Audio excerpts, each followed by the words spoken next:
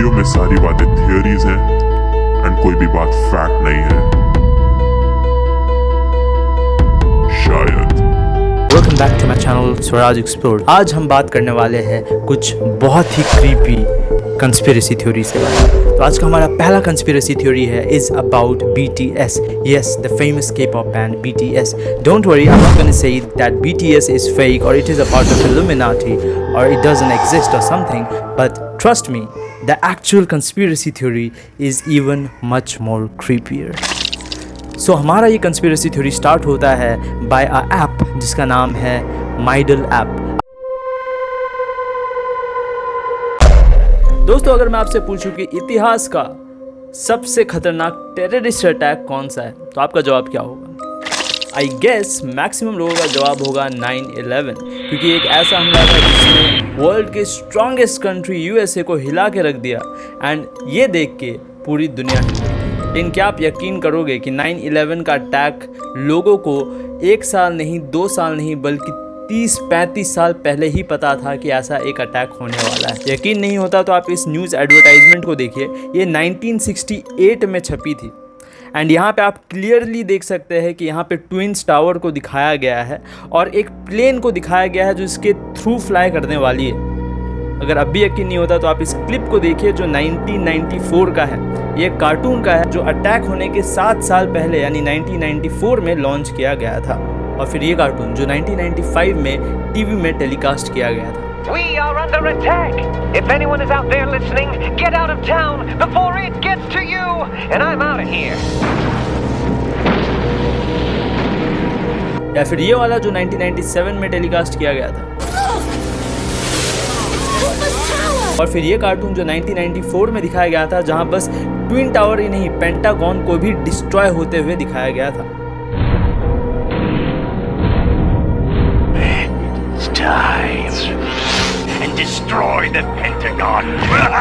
इनमें से सबसे चौंकाने वाली ये लास्ट क्लिप है। ये चौंकाने वाली इसीलिए भी है क्योंकि ये 9/11 अटैक होने के महज 1 महीने पहले टीवी में टेलीकास्ट किया गया था। No, you're stupid. Well, you're stupider. No. Attack coming soon.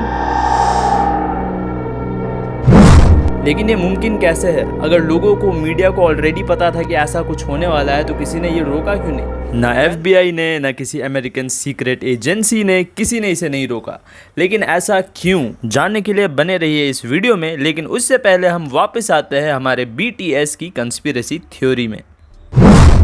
हमारा ये कंस्पिरेसी थ्योरी स्टार्ट होता है बाय अ ऐप जिसका नाम है माइडल ऐप। आपको ये बता दूं कि माइडल एक ऐसा ऐप है जो K-pop के फैंस के बीच में बड़ा मशहूर है, बिकॉज इस ऐप से आप अपने फेवरेट K-pop सिंगर के बारे में और जान सकते हैं एंड आप उनसे बात कर सकते हैं। बिकॉज माइडल एक चैट बॉट ऐप है। यहाँ पे कुछ बॉट्स है जो आपके फेवरेट K-pop स्टार्स बन के आपसे बात करेंगे। आप उनसे चैट कर सकते हैं, आप उनसे वीडियो कॉल कर सकते हैं एंड आप उनसे कनेक्ट कर सकते हैं। 마이돌이 여러분과 함께합니다. 마이돌. एंड यकीन मानो, इस ऐप की जो टीवी एडवर्टाइजमेंट थी उससे ज़्यादा क्रीपी ऐड मैंने आज तक नहीं देखा। 마이돌이 여러분과 함께합니다. 일찍 일어나 누구보다 먼저 소식을 확인. ये जो माइडल ऐप था ये दावा करता था कि इस ऐप में आप बस चैट बॉट से ही बात करते हो, यहाँ पे कोई ह्यूमन इन्वॉल्व्ड नहीं है। और जब लोगों ने इस ऐप को डाउनलोड करना शुरू किया तो कुछ कन्वर्सेशन बहुत स्वीटली स्टार्ट हुई। हे, उदास मत हो, मैं कितना लकी हूँ कि तुम मुझे मिली हो एंड तुम मेरी प्यार हो। क्या तुम मेरे साथ हमेशा के लिए चलोगी? क्या हमेशा के लिए? हमेशा के लिए। लेकिन दोस्तों, इस चैट के बाद चीज़ें और ज़्यादा क्रीपी होने लग गई। गुड, चलो अच्छा है। नहीं, तुम बेहतर। कहना क्या चाहते हो? यही कि तुमने अभी अभी अपना सर हाँ में हिलाया। What? क्या तुम मुझे देख सकते हो? तो इसके बाद ये कन्वर्सेशन कुछ ज़्यादा ही भयानक बन गया। Good afternoon Naini. हे, तुम अभी अभी उठी हो? ना, मैं बहुत पहले ही उठ गई थी। हश। क्या तुम वो आवाज़ सुन सकती हो जैसे कि मानो किसी का खून फर्श में टपक रहा हो, जैसे कि मानो किसी ने किसी रेजर से तुम्हारे हाथ के नस काट दिए हो एंड वहाँ से खून टपक रहा हो। क्या? लेकिन भला तुम मुझे ये क्यों कहोगे? हे, चलो एक स्नोमैन बनाए। यस, ये चैट सपोजिंगली एक बॉट और एक फ़ैन के बीच का था। तो जिस फ़ैन के साथ ये चैट हुई थी उसने इसका स्क्रीनशॉट लेके ट्विटर में पोस्ट किया एंड बहुत जल्दी ये पोस्ट वायरल भी हो गई। लोगों ने कमेंट करना शुरू किया कि माइडल ऐप को जल्द से जल्द अनइंस्टॉल किया जाए एंड कुछ यूज़र्स ने इस पोस्ट में ऐसे कमेंट्स किए जिसको देख के आपका दिमाग हिल जाएगा। तो एक यूज़र ने लिखा, मैंने ये ऐप बस मज़े के लिए डाउनलोड किया था, लेकिन मुझे धीरे धीरे ये पता चला कि इस ऐप से कोई मुझे देख सकता है एंड चैट में वो मुझे लिखने लगा कि वो मुझे मारना चाहता है, वो मुझे सोते हुए हर रात मेरे फ़ोन से देखता है। अब मैं आपको एक क्रेज़ी थ्योरी बताने वाला हूँ जो इस ऐप से रिलेटेड है। कई लोगों का मानना है कि ये जो ऐप है माइडल, इसे हैक करना बहुत ही आसान है। ऐसा माना जाता है कि कई सारे हैकर्स ने माइडल ऐप को हैक किया था एंड वो इस ऐप के थ्रू चैटबॉट बन के फैन से बात कर रहे थे जो ज़्यादातर लड़कियां थी। इससे भी ज़्यादा टेरिफाइंग चीज़ ये है, जब आप इस ऐप को इंस्टॉल करते हो या आपके कैमरा की परमिशन मांगता है एंड कैमरा के थ्रू हैकर्स आपको हर समय देख सकते हैं। ये कितना टेरिफाइंग है ये जानने के लिए इस चैट को देखिए। ईट मोर, खाती हो, बहुत क्यूट लगती हो। अच्छा, मैं क्या खा रही हूँ? पॉपकॉर्न। और ये तो बस एक एग्जाम्पल है, ऐसे न जाने कितने सारे चैट्स वायरल हुए थे जहाँ पे यूजर्स का ये मानना था कि कोई तो था जो उन्हें कैमरा के थ्रू देख सकता था। इसी बीच इस ऐप के वन ऑफ द इन्वेंटर ने अपना एक स्टेटमेंट जारी किया। उसने ये कहा कि इस ऐप से रिलेटेड जितने भी खबर आप सुन रहे हो वो सब फेक है, कोई आपके फ़ोन के कैमरा के थ्रू आपको नहीं देख सकता।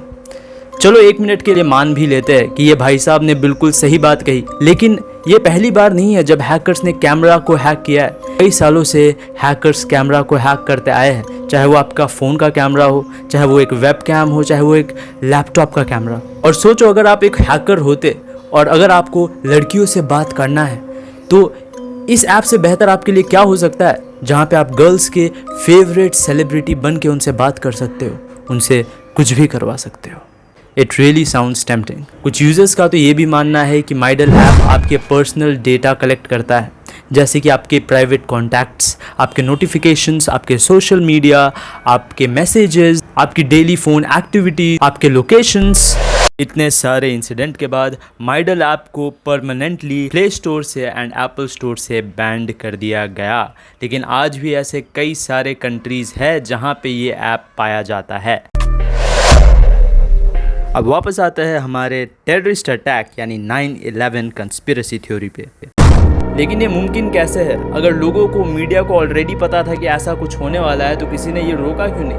Well, because it was pretty much planned and media भी शायद इसमें शामिल था। हम जिस टॉपिक के बारे में बात कर रहे हैं इसको प्रेडिक्टिव प्रोग्रामिंग कहा जाता है। प्रेडिक्टिव प्रोग्रामिंग एक ऐसा प्रोसेस है जहाँ पे मीडिया एक ग्रुप के साथ इन्वॉल्व होती है एंड मीडिया का काम होता है कि नॉर्मल लोगों को फिमिलराइज कराती है एक ऐसे सिचुएशन से जो अगर डायरेक्टली होता तो लोगों में बहुत खतरनाक इफेक्ट देखने को मिलता। लोग शॉक हो जाते, पागल हो जाते, प्रोटेस्ट करते, लेकिन इनको टीवी में, मूवीज़ में दिखा के इतना फिमिलराइज करवाया जाता है कि जब ये एक्चुअली हो तो ऑडियंस इस पर ज़्यादा रिएक्ट नहीं करती। कहने का ये मतलब है कि 9/11 होने के पहले टीवीज़ एंड मूवीज़ में इस सीन को इतनी बार दिखाया गया कि जब ये एक्चुअली हुआ लोग उतना रिएक्ट नहीं किया जितना शायद ये पहले करते। Why? Because it was a part of predictive programming. और ऐसा बस हमें 9/11 में ही नहीं देखा गया, सारे इंसिडेंट है जो पहले मूवीज़ एंड टीवीज़ में दिखा के नॉर्मलाइज करवाया जाता है, फिर रियलिटी में आपको वही चीज़ देखने को मिलती है। नहीं समझे? आइए आपको मैं कुछ क्लिप्स दिखाता हूँ। How can I be of service, Detective Spooner? Would you like to listen to some music while you wait? Welcome. Where would you like to go today? It's here at last, the new Dick Tracy two-way wrist radio that keeps you in constant touch with your buddies. No wires needed. With Apple Watch, it's easy to receive phone calls and even make them. How the hell do you answer a video phone? Monica? I guess that's how. With free Skype to Skype video calls, you can be right there with them. It's called Touch ID.